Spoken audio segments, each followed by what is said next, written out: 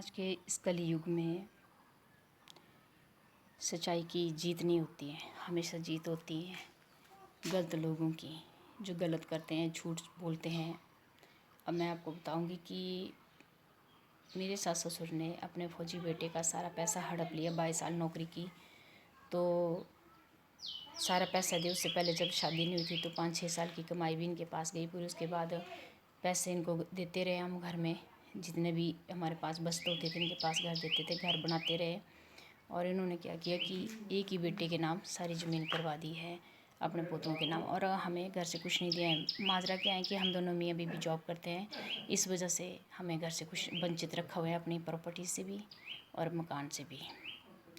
दोस्तों मैं बताऊंगी आपको कि इनके पास कितना मकान है। पुराना मकान इनके पास है, नया मकान भी इनके पास है, सब पे ऐसे ही कर रहे हैं। और जो मेरी जेठानी है, मेरा ससुर उसी की सुनता है, उसी के बच्चों को खर्चा पर्चा देता है, उनके बच्चों से बात करता है।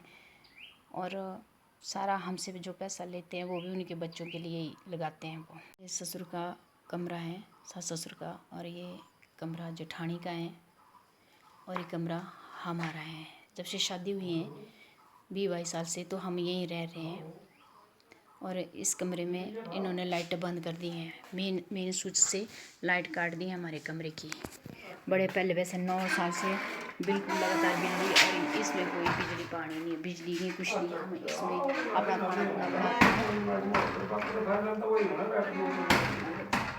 बनाते हैं। देखो यहाँ पे अपना खाना बनाते हैं। जब ससुराल आते हैं, इन्होंने 10 साल हमें कुछ नहीं दिया, सिर्फ एक रूम में रहे हम। बाकी जो कुछ सामान था तो यहाँ से मुझे उठाना पड़ा, जो washing machine, fridge, colour TV जो भी था, क्योंकि यहाँ इतनी व्यवस्था नहीं है इस रूम में कि हम यहाँ अपना सारा सामान रख सकें।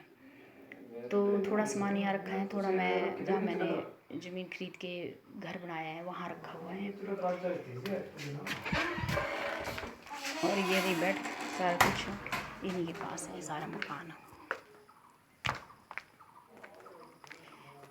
ये जो है सारा मकान इनके पास है, इनके कब्जे पे हैं।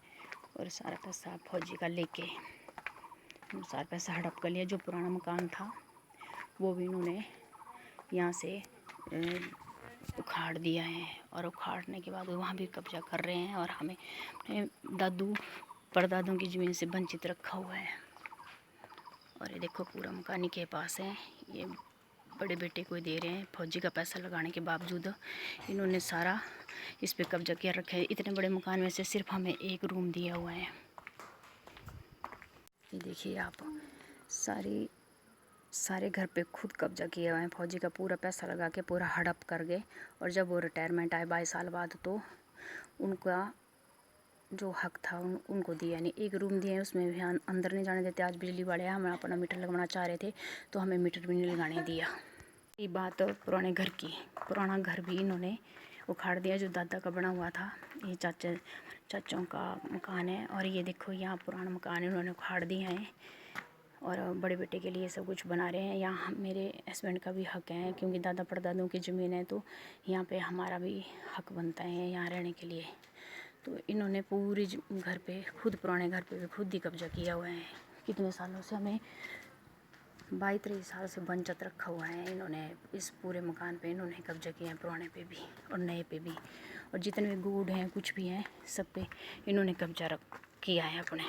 देखो इनके एक कमरा है, ये जो दादा परदादाओं के हिस्से का आया हुआ था, और इस रूम में दादी को रखा हुआ है इन्होंने। जबकि बड़ी बिल्डिंग में, ये बड़ी बिल्डिंग में इस बुढ़ी को जो है यहाँ रखा हुआ है। मैं अपनी दादी को अपने साथ ले गई थी, दादा दादी मेरे साथ रहते थे। आज ही हम बेड पे पड़े हुए हैं और बड़ी बिल्डिंगों में खुद रह रहे हैं।